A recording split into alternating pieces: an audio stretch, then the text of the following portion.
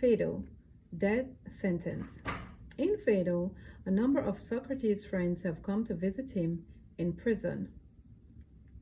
The main topic of their conversation is the nature of the soul and the arguments for its immorality. This takes up most of the dialogue. Then Socrates tells a rather elaborate myth on the shape of the earth in a hollow of which he lived, and of which he knew nothing of the splendors of its surface, the pure air and brighter heavens. The myth then deals with the dwelling place of various kinds of souls after death. The following passage immediately follows the conclusion of the myth and concludes the dialogue.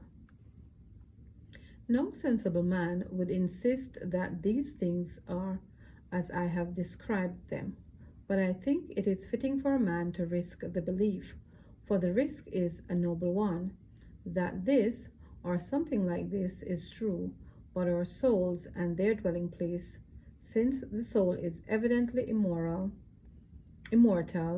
and a man should repeat this to himself as if it were an incarnation. Which is why I have been prolonging my tale, that this is the reason why a man should be of good cheer about his own soul. If during life he has ignored the pleasures of the body and of its ornamentations as of no concern to him and doing him more harm than good, but has seriously concerned himself with the pleasures of learning and adorned his soul not with alien, but with its own ornaments, namely moderation, righteousness, courage, freedom, and truth, and in that state awaits his journey to the underworld. Now you, Cebas, and the rest of you, Socrates continued, will each take that journey at some other time, but my fated day calls me now, as a tragic character might say, and it is about time for me to have my bath. So I think it's better to have it before I drink the poison and save the woman the trouble of washing the corpse. When Socrates had said this, Crito spoke. Very well, Socrates. What are your instructions to me and the others about your children, or anything else? What can we do that pleases you most? Nothing new, Crito and Socrates, but what I am always saying, that you will please me and mine and yourselves by taking good care of your own selves in whatever you do. Even if you do not agree with me, but if you neglect your own selves and are unwilling to live following the tracks as it were, or what we have said now and on previous occasions, you will achieve nothing even if you strongly agree with me at this moment. We shall be eager to follow your advice, said Crito, but how shall we bury you? In any way you like, said Socrates, if you can catch me and I do not escape you.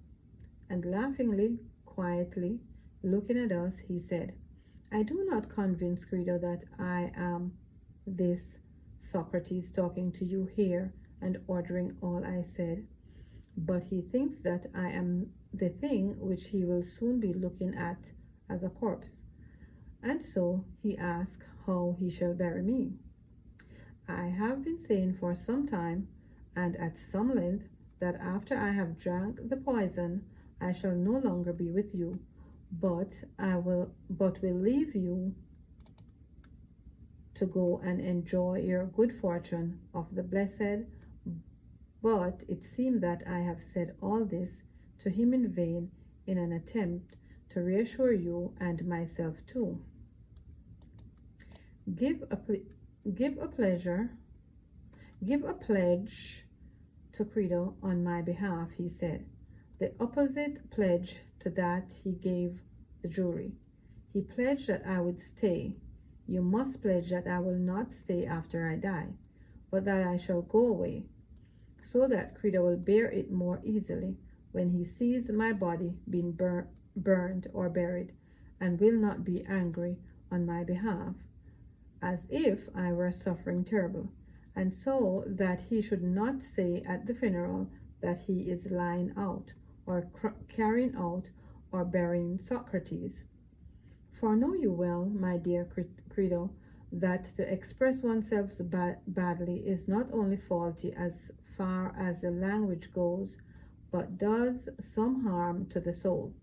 You must be of good cheer, and say you are burying my body, and bury it in any way you like and think most customary.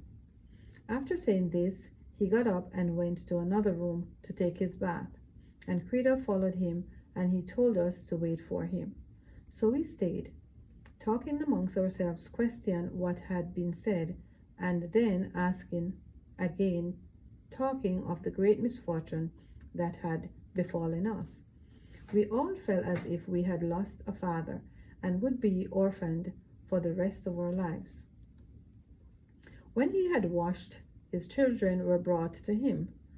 2 of his sons were small, and 1 was older, and the woman of his household came to him. He spoke to them before Credo and gave them what instructions he wanted. Then he sent the woman and children away, and he himself joined us. It was now close to sunset, for he had stayed inside for some time. He came and sat down after his bath and conversed for a short while. When the officer of the 11 came and stood by him and said, I shall not reproach you as I do to the others, Socrates. They are angry with me and curse me when, obeying the orders of my superiors, I tell them to drink the poison. During the time you have been here, I have come to know you in other ways as the noblest and gentlest and the best man who has ever come here. So now too, I know that you will not make trouble for me. You know who is responsible, and you will direct your anger against them. You know what message I bring. Fare you well. Try to endure what you must, as easily as possible. The officer was weeping as he turned away and went out. Socrates looked at him and said, Fare you well also. We shall do as you bid us. And turning to us, he said, How pleasant the man is. During the whole time I have been here, he has come in and conversed with me from time to time, a most agreeable man, and how genuinely he now weeps for me. Come, Credo, let us obey him. Let someone bring the poison if it is ready. If not, let the man prepare it. But Socrates said, Credo, I think the sun still shines upon the hill, and has not yet set. I know that others drink the poison quite a long time after they have received the orders, eating and drinking quite a bit, and some of them enjoy intimacy with their loved ones. Do not hurry, there is still some time. It is natural, Credo, for them to do so, said Socrates, for they drink, they derive some benefits from doing this, but it is not fitting for me. I do not expect my benefit from drinking the poison a little later, except to become ridiculous in my own eyes for clinging to life, and be sparing of it when there is none left. So do as I ask, and do not refuse me. Hearing this, Credo nodded to the slave who was standing near him. The slave went out, and after a time came back with the man who was to administer the poison, carrying it made ready in a cup. When Socrates saw him, he said, Well, my good man, you are an expert in this. What must one do? Just drink it and walk around until your legs feel heavy, and then lie down and it will act of itself. And he offered the cup to Socrates, who took it quite cheerfully.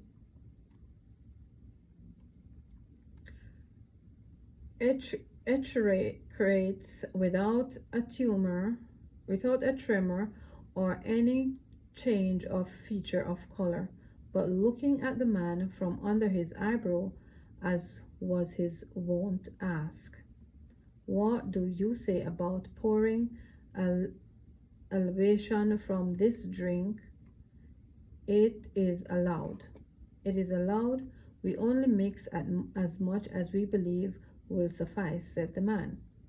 I understand, Socrates said, but one is allowed. Indeed, one must utter a prayer to the gods, that the journey from here to yonder may be fortunate. This is my prayer, and may it be so.